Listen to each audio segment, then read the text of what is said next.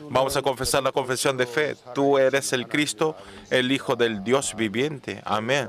Vamos a saludar entre unos a otros. El Señor mira los corazones, el corazón. Con esta palabra voy a dar con el título del corazón es importante. Durante 2 semanas en París, en Francia, y por fin mañana está cerrando las Olimpiadas. La diferencia horario de Francia y Corea se realizó los partidos durante las noches o en las madrugadas.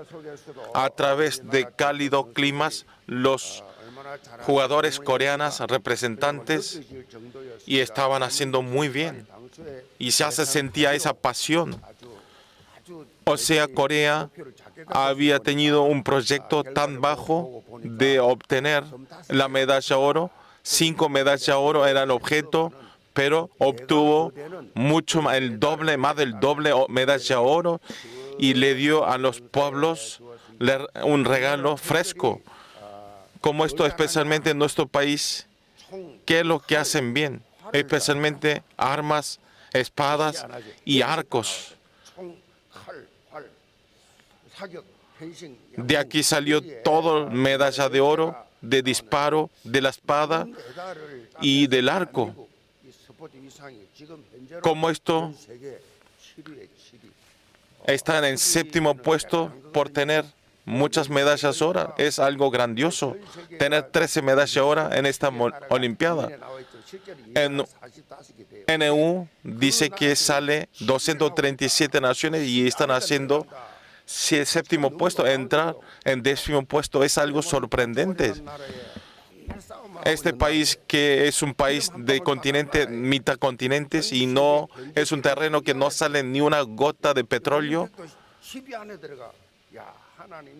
En el Juego Olímpico entrar dentro del 10º puesto, esto quiere decir que Dios establece este país y quiere utilizar como un país de sacerdotes, especialmente el tiro al arco. Llevó todas las medallas de oro. El grupo de las mujeres hizo las 10 victorias consecutivas. Esto quiere decir que durante 40 años está en primer puesto. Tiro al arco, ¿por qué es tan bueno los coreanos? Justamente solamente tiro al arco no utiliza el humanismo, sino a través de ese momento de clasificatorias, ellos hacen clasificatorias nuevamente y obtienen el pase para el Juego Olimpiadas. Solamente el tiro del arco es así. Y otras asociaciones, hay muchas palabras, hay discusiones, como badminton también. Están problemas y hay muchas discusiones. Por eso, aunque lo hace bien, pero si no es reconocido por el jefe de asociación, no puede participar. Como el hijo de Kim Sung-jong, que es estrella en béisbol, pero el director técnico, si no tiene dinero, no hace participar. Esto es el ambiente de nuestro país, pero el tiro al arco no es así. No utiliza el humanismo, esa forma. Y cada ese momento, no importa si ganó en medalla de oro de las Olimpiadas anterior, sino juegan otra vez clasificatorias para participar. Por eso, durante 40 años está siendo primer puesto. Todos los jugadores esfuerzan, pero este deporte de tiro al arco, los 5 medallas de oro en total lo trajo todo Corea. Pierde todos los otros países. Y también los directores técnicos del tiro al arco son todos coreanos del mundo. Y el director técnico de otro país le dice, si le tocan jugar con el Corea, ustedes no piensan ganar. Como esto, los coreanos es muy bueno en tiro al arco. ¿Qué quiere decir? La característica del tiro al arco es hacer 10 puntos. O sea, cuando tiran el arco, tienen que meterlo en el centro del punto. Y especialmente nosotros cuando vimos la final personal del hombre, jugó la final con un Estados unicense y hasta final tiró 3 tiros y los 2 jugadores tiró los 10 puntos. Y tiene el corazón fuerte. ¿Y cómo puede tirar los 3 tiros, los 10 puntos? Y hay un juego de Simhoff que tiene que disparar un solo arco y los 2 tiró 10 puntos. Pero el jugador Kim Woo-jin, el que disparó, estaba más cerca del centro del punto. Los 2 es 10 puntos, pero del centro del punto, ¿qué arco está más cerca? Se define el oro y la plata. Me daba piel de gallina. Yo viendo esto, estaba moviendo mi cuerpo sin darme cuenta. También el tiro también. ¿Quién dispara en el centro del punto? Depende de esto, se define el color de la medalla. ¿Por qué yo estoy hablando tanto del medio, del centro? El título de hoy, ¿cuál es? El corazón es importante. Pero el centro y el corazón del púlpito y el centro del tiro y del tiro al arco, tiro con arco, es diferente. Tiene diferente significado. El significado del corazón que está hablando del capítulo es el corazón que nosotros aferramos firmemente. Es una actitud, un pensamiento, actitud firme. El corazón de aferrar firmemente la palabra. La actitud segura, haciendo una vida de fe, depende de crezcan o no la vida de fe. Esto depende de qué corazón tengamos, con qué corazón entregan el culto, con qué corazón hace una vida de fe. Tiene que tener el corazón correcto en palabra de Dios. Como esto, Satanás nos evita, nos molesta, nos tira las cizañas, nos atacan con esto otro ruido para que no concentremos, para que no aferremos la palabra, para que no testifiquemos la palabra. Continuamente nos ataca. Al aferrar la palabra de Dios, tenemos el crecimiento. ¿Y cuál es el centro del núcleo? Es solo Cristo, solo reino de Dios, solo la llenura del Espíritu Santo. Tiene que tener el centro con esto. Con esto podemos vencer todas las cosas. Como vimos hasta la semana pasada, la esencia que vino Jesús a esta tierra para ocupar la misión esencial, entró a Jerusalén y continúa el ataque de los líderes judíos a Jesús. Lo mete en un córner y los líderes judíos quieren matar a Jesús. Los principales sacerdotes, las escribas, los fariseos, los saduceos, los Herodías y las personas y el pueblo y los ancianos continuamente lo atacan, pero no obtienen ningún ataque de ellos, no le hizo ningún daño a Jesús. Pero si vemos el capítulo de hoy, está sucediendo una imagen al revés. Está haciendo pregunta al revés Jesús a los líderes judíos. Dice, ¿cómo dicen los escribas que el Cristo es hijo de David? Está preguntando Jesús. La pregunta de Jesús es, ¿quién es Cristo? Antes y ahora, la esencia vida de fe y el problema de la esencia de vida de fe es, ¿quién es Jesucristo para mí? Está preguntando esto. Tú estás yendo a la iglesia, pero ¿quién es Jesús ¿quién es Jesús para ti? A esta pregunta tenemos que saber responder claramente. Muchas personas basándose en detalles menores sin entender la esencia y el núcleo del cristianismo, se critican, se pelean y están siendo siervos de Satanás. ¿Y cuál es la razón fundamental de estos malentendidos y juicios incorrectos y los pensamientos propios? Se ajustan a sus propios pensamientos y en su norma. Esto es el problema. Estamos abandonando la ridícula situación en la que los humanos limitados interpretan a Dios limitado, encerrado dentro de sus propios límites, y analizan a Dios y deciden a Dios. ¿Y cuál es la conclusión? Sucede un tema muy gracioso. Siempre les hablo, mis pensamientos, mis límites, mis decisiones no llegan a ser el IQ 200. ¿Y por qué empiezan a utilizar sus cabezas? Jesucristo, a través del capítulo de hoy, está enseñando una vez más bíblicamente quién es Él, y está dando advertencia a los líderes judíos sobre la hipocresía, y también está enfatizando y está dando el ejemplo real de las viudas que mostró el corazón. Hoy, a través de la palabra del púlpito, está diciendo que por qué todavía no saben la esencia de hacer una vida de fe, y por qué están perdidos en el campo de Génesis 3, y hay personas incrédulos. Tienen que mirar el horario de mirar a esas personas. Le bendigo en el nombre del Señor Jesucristo. El punto 1 es el hipocresía incorrecto. Vamos a leer versículo 35. Enseñando Jesús en el templo, decía: ¿cómo dicen los escribas que el Cristo es hijo de David? Tenemos que analizar correctamente las preguntas de Jesús a los líderes judíos. Esto no quiere decir que Jesucristo no es la descendencia de David. En ese momento los judíos creían que Cristo llegaba a través del linaje de David.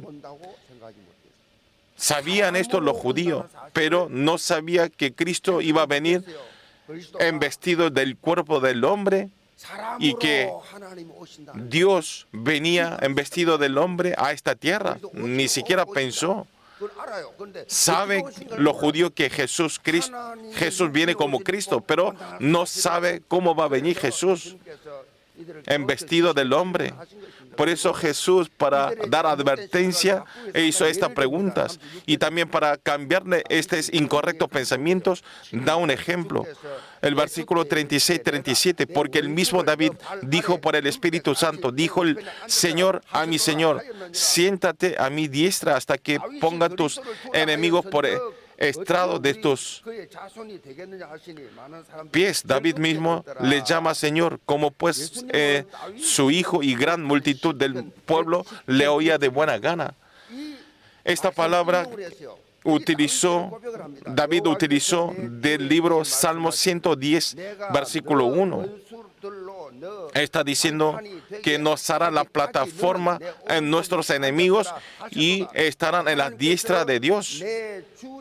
O sea, está hablando que Dios, el Señor, habló al Señor. Aquí el Señor quiere decir Cristo. Está hablando que el próximo es el Cristo que va a venir en sus linajes. Ya David está hablando futuramente que el Señor es Cristo. Si nosotros decimos Cristo, ya eso quiere decir que es alguien mayor que es y es superior a Él. Es una confesión que expresa esto. El Señor es alto que yo, es grandioso que yo y es poderoso que yo. Es el Señor. Es la confesión, decir el Señor. David venía a través de su linaje Cristo, pero David está hablando que eres diferente, eres mayor, volviendo a hablar el Cristo que va a venir en su linaje. Está confesando que eres el Hijo de Dios. Marcos, a través de esta confesión de David, está diciendo que se hizo a través de la inspiración del Espíritu Santo. Por eso, si vemos en Romanos capítulo 1, 3 y 4, cerca de tu Hijo, nuestro Señor Jesucristo, que era del linaje de David, según la carne, que fue declarado Hijo de Dios con poder, según el Espíritu de santidad, por la resurrección de entre los muertos, y está transmitiendo correctamente. La Biblia tenemos que analizar por la Biblia. Lo que tenemos que entender a través del capítulo, que Jesús Cristo es un hombre completo y al mismo tiempo es el Dios completo. Es 100% el humano y 100% Dios. Dentro de aquí y está el misterio de la salvación de Jesucristo al hombre. Tenía que ser 100% el hombre para representar y morir por el hombre. Volviendo a hablar, podía morir encima que nosotros. Solamente tenía que ser el Dios sin pecado. Tenía el papel de morir y perdonar el pecado de este mundo. Por eso sí o sí, un Salvador, Cristo, tiene que ser Dios y tiene que ser el hombre. Tiene que haber los dos lados. Es Dios al momento el hombre. Tiene que haber los dos opuestos, pero de los seres criaturas, para que completa esta condición no había nadie. En esta tierra hay muchos dioses, hay muchas religiones. No hay salvación. La salvación está dentro de Jesucristo. Los ángeles también es alguien grandioso, pero ¿por qué no puede ser grandioso? Porque no tiene físico. Tiene que morir, pero no pueden morir los ángeles. El hombre, quien es pecador y el descendiente de Adán, un pecador no puede salvar al pecador. Por eso abrió el camino. Es justamente en Génesis capítulo 3:15, la simiente de la mujer. La simiente de la mujer. Una sola persona, quien es Jesucristo.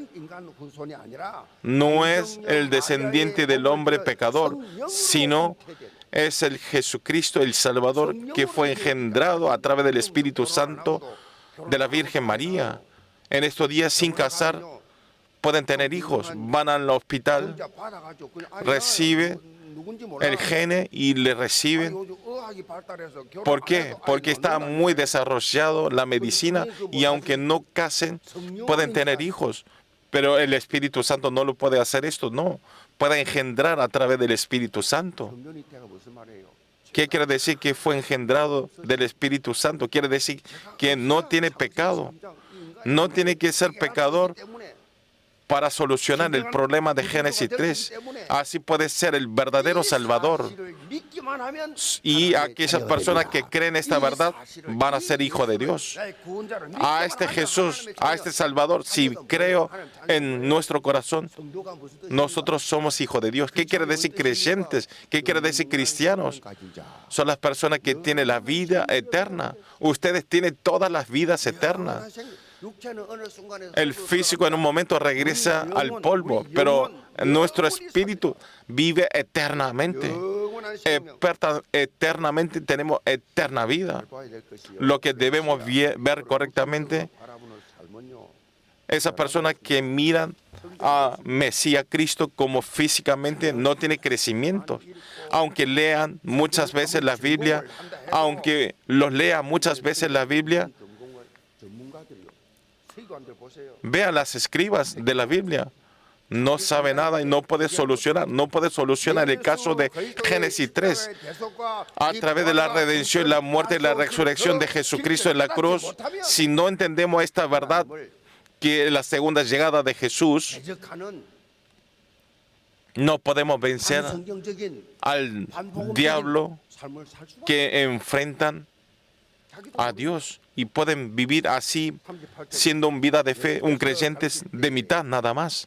Por eso el versículo 38 dice, y les decía en su doctrina, guardaos de los escribas que gustan en andar con largas ropas y aman las salutaciones en las plazas y las primeras sillas de las sinagogas y los primeros asientos en las cenas que devoran las casas de las viudas y por pretexto hacen largas oraciones. Estos recibirán mayor condenación. Jesús, utilizando el libro Salmos, y está hablando el hombre verdadero, después de decir que la Mesías es Dios al mismo tiempo de Dios, y está diciendo que aunque hacen una vida de fe, hay personas que están metidos en las hipocresías. En verdad, más que los nuevos creyentes, los creyentes antiguos, los creyentes fijos, pueden caerse más en las hipocresías. Una vida de fe no es lo que se ve afuera, sino es más importante en nuestro estado interior. Lo que se demuestra por físicamente es insultar, hablar mal y morderse. Es parecido. Es parecido. Pero está atrapado y se discuten, ignoran, pelean. Por eso lo más importante es qué centro, qué corazón nosotros tenemos para vivir esta vida. ¿Qué centro, qué corazón están haciendo la vida de fe? Las personas es así. Las personas miran, no saben ver sus defectos, pero miran los defectos de otras personas. En 1 Samuel 16:7 dice, porque Jehová no mira lo que mira el hombre, pues el hombre mira lo que está delante de sus ojos, pero Jehová mira el corazón. Hay personas que no entienden mucho esto. Todas las personas miran el hombre, pero Dios no. Dios mira el corazón de los creyentes. Porque esas personas, tan buenas personas, se fracasan, y esas personas que tienen carácter feo y que no tienen buena conducta, ¿y cómo está recibiendo la gracia? Nosotros viendo esto no entendemos, pero nosotros, entonces la respuesta, ¿cómo lo obtiene esa persona? ¿Cómo lo obtiene? Porque Dios mira el centro. No importa cómo vean las personas, otras personas de mí, sino lo más importante es cómo Dios me mira mi centro. Hay una palabra que es la ley de inmutabilidad del original. En esos días, en Corea hay muchas cirugías plásticas, aunque arreglen muchos, pero cuando se casen y cuando tengan sus hijos nacen como el rostro original. Ustedes cuando vemos internet es muy diferente antes de cirugía plástica y después de la cirugía plástica. No estoy hablando que la cirugía plástica es malo. ¿Por qué digo esto? Porque haciendo una vida de fe, si nosotros nos hagamos gloriosos, nos hacemos los santos, pero si no se cambia el centro de la vida de fe, no van a cambiar su esencia. Solamente nosotros tenemos que mirar solo Jesucristo. Así obtenemos el fruto. Los creyentes de la iglesia Yeon, quiero que sean solo Cristo. Quiero que den la dirección solo. Ustedes saben, solo. No podemos hacer con nuestras fuerzas y el poder, como lo hacemos solo lleno del Espíritu Santo. Lleno del Espíritu Santo. Así nosotros podemos hacer. Si no es por el Espíritu Santo, nosotros no podemos hacer el trabajo de Dios. Si utilizamos el humanismo, vivimos en mi nivel. Si no tenemos la llenura del Espíritu Santo, no podemos vivir. Amén. Con esto, vida de tres solos, quiero que sean los creyentes que ensanchan el sitio de la tienda física y lo espiritual. Le bendigo en el nombre del Señor Jesucristo. Punto 2 es el corazón correcto. Versículo 41, 42. Estando Jesús sentado delante del arca de la ofrenda, miraba cómo el pueblo echaba dinero en el arca y muchos ricos echaban muchos, y vino una viuda pobre y echó 2 blancas, o sea, un cuadrante. Jesús está explicando a sus discípulos una vida de fe verdadera y una vida de hipocresía a través de la imagen de la ofrenda de la viuda y el rico.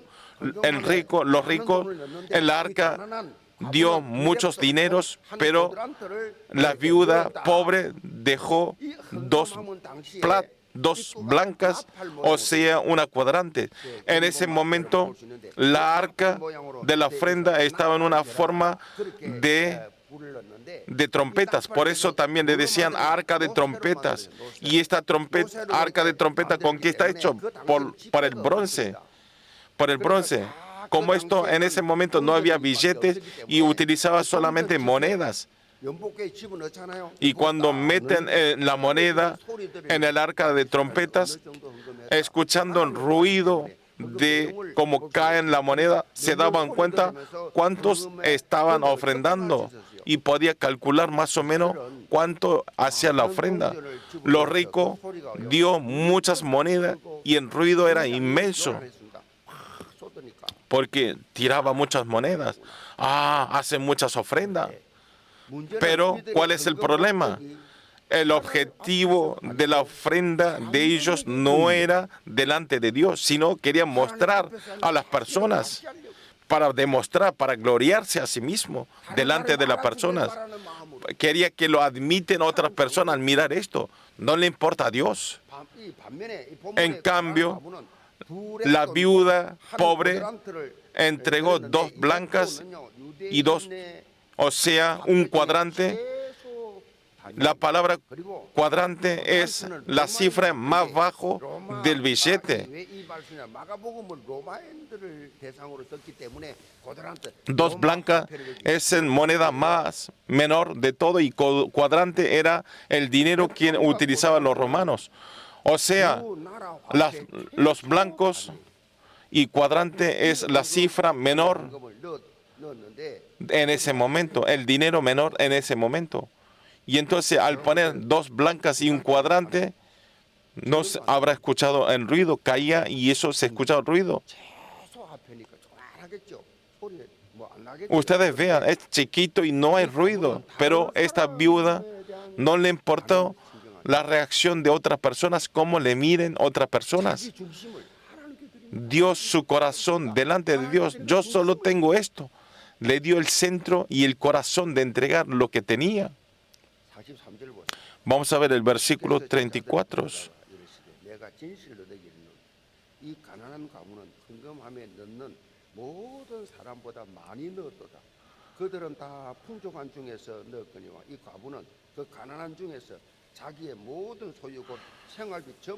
Entonces, llamando a sus discípulos, le digo, de cierto os digo que esta viuda pobre echó más que todos los que han echado en el arca, porque todos han echado de lo que les sobra, pero esta de su pobreza echó todo lo que tenía, todos sus sustentos. En ese momento, una viuda era una época que era muy difícil para mantenerse su vida. Pero esta viuda, aunque no tenía nada, pero quería entregar a Dios. La gente puede reírse de él. ¿Cómo puede entregar las cosas si no tiene nada? Pero no le importó, sino tenía el corazón y entregó al Señor todas las pertenencias. Si decimos dos blancas, más o menos en nuestro país es un 100 won. Pero Jesús está diciendo que esta es la ofrenda que recibe Dios. Y está enfatizando a través del capítulo de hoy. Ustedes, quiero que hagan la ofrenda quien recibe nuestro Dios. Después de la terminación del templo, nosotros no giramos la canasta de la ofrenda, sino en la entrada hay uno para que lo hagan. Y también hacemos a través de línea, en cuentas de internet, para que hagan delante de Dios. Y también la guía lo separamos para utilizarlo como la guía del evangelismo, material de evangelismo. Por eso ustedes piensen que es el nivel, está aumentando el nivel para crecer el nivel espiritual de la iglesia Yewon. Por eso tienen que hacer con el corazón delante de Dios. No importa el precio. Nadie nos ve porque no giramos la canasta. Tienen que entregar, esto es todo nuestro Señor. Lo que tengo es todo del Señor. De lo que nos dio el Señor, doy un décimo. Y le doy agradecimiento por estar cuidando tan saludable. tenía muchos problemas en mi vida cotidiana, pero me solucionó y le agradezco y dar la ofrenda de agradecimiento. Gracias por hacernos venir en este lugar a entregar al culto al Señor. Le damos gracias, aunque yo no pueda ir, pero quiero recibir el premio como misionero de que envía. Hay que hacer delante de Dios. Esto es la ofrenda verdadera que Dios recibe y esta es la confesión de fe. Yo después de establecer la iglesia, teniendo crecimientos, mi familia de Yeon es muy cariñosos y es muy valiosos cada uno de los creyentes. Hasta el horario de la terminación del templo, hubo la ofrenda del templo, de la creación, de construcción del templo, pero entrego continuamente la ofrenda hasta que exista la iglesia Yeon. Es muy emocionante las devociones de los creyentes. Yo escuché muchos testimonios. Unas personas, a través de la oración, trajo muchas ofrendas que no tenía muchos. Pero de tantos testimonios había una anciana, una diaconisa mayor, un testimonio que ella estaba con la enfermedad cáncer y con ese dinero tenía que hacerse la operación del cáncer. Pero no operó y entregó la ofrenda porque yo viví lo que puede vivir, así que quiero entregar. Y yo le dije, no, igual. Reciban la operación. Yo no tengo por qué operar. Quiero entregar al Señor.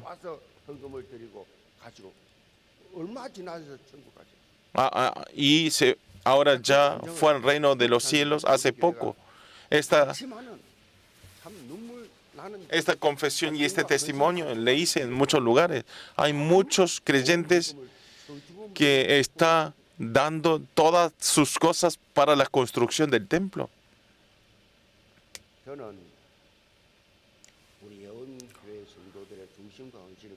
Yo mirando la devoción y la devoción de los creyentes me hace acordar la palabra de 2 Corintios capítulo 8, 1 al 3. Dice así: asimismo, hermanos, os hacemos saber la gracia de Dios que se ha dado a la iglesia de Macedonia, que en grande prueba de tribulación la abundancia de su gozo y su profunda pobreza abundaron en riqueza de su generosidad, pues doy testimonio de que con agrado han dado conforme a sus fuerzas y aún más allá de sus fuerzas. A través de la devoción de ustedes van a hacer la evangelización de 237 naciones, 5,000 tribus. Ya Dios hizo la prueba a través de la construcción del templo. Si ustedes oran, Dios ahora le van a llenar. Por eso la iglesia llevó, cuando ven al campamento del evangelismo, un anciano no tenía su pasaporte y vino primera vez. Y el anciano hace muchas ofrendas y hace sus empresas, pero hizo primera vez su pasaporte porque nunca hizo un viaje exterior, porque hacía la primera vez su pasaporte. Y devocionó todo para la iglesia. Hacía el pasaporte primera vez. Muchas personas van a los viajes, pero ese anciano hizo primera vez su pasaporte. Nunca ha viajado exterior, pero devocionó tanto para la iglesia. Yo no puedo olvidar esto. La mayoría de los creyentes de nuestra iglesia es así. Nunca ha ido al exterior, sino devociona, ofrenda a la iglesia. Y hay muchos ancianos que devocionan muchos, pero que nunca fue al exterior. Yo sé todo. Cada persona puede ir al exterior, pero esa pareja no va. No es que no va, sino no puede ir, porque no es suficiente su economía. Pero no tiene suficiente en su economía, pero entregan la ofrenda delante de Dios en la iglesia. Hay muchas emociones, testimonios. Cuando yo me encuentro con los pastores, empiezo a hacer estos testimonios. Y me preguntan cómo pudieron hacer la terminación del templo. Y empiezo a hablar y ellos se sorprenden delante de Dios, teniendo el centro y el corazón correcto, haciendo el desafío del pacto, puedan ensanchar el sitio de 4 tiendas. Y creo que esto es, le bendigo en el nombre del Señor Jesucristo, que sean todos discípulos así. Conclusión. Es una nota que de un doctor que trabaja en una sala de cáncer. Los pacientes que tienen cáncer pueden vivir 2 meses, 6 meses. Y entonces ellos están aburridos dentro de la sala y entonces juegan a las cartas. Y entonces hay gentes que gana dinero, gane 20,000 won, gane 30,000. Y mirando esa imagen, el doctor dijo, esa persona vive 2 meses nada más. El doctor dice, ¿por qué está tan feliz si viven 2 meses y está tan feliz por ganarse jugando las cartas los 20,000 won?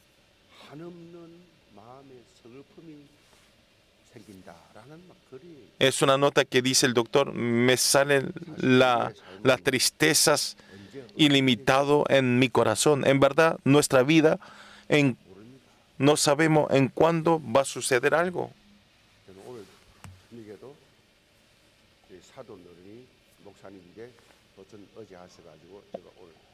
Ayer a la noche también falleció un pastor.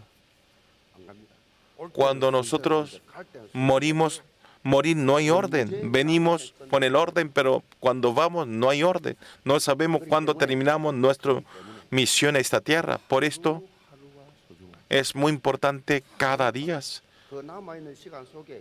Dentro de ese horario que sobra, ¿cuál es el valor verdadero? ¿Qué es invertir la eternidad de Dios? ¿Qué es la palabra que se va a quedar eterna? ¿Cuál es la recompensa de Dios eterno?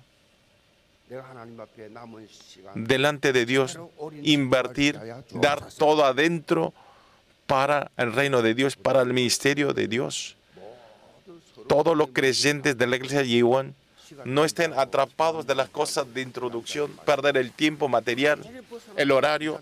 Quiero que ustedes salgan de estos y puedan vivir una vida principal de la evangelización de 237 naciones, 5,000 tribus, y todos puedan dejar la heredad, la obra maestra y la herencia eterna.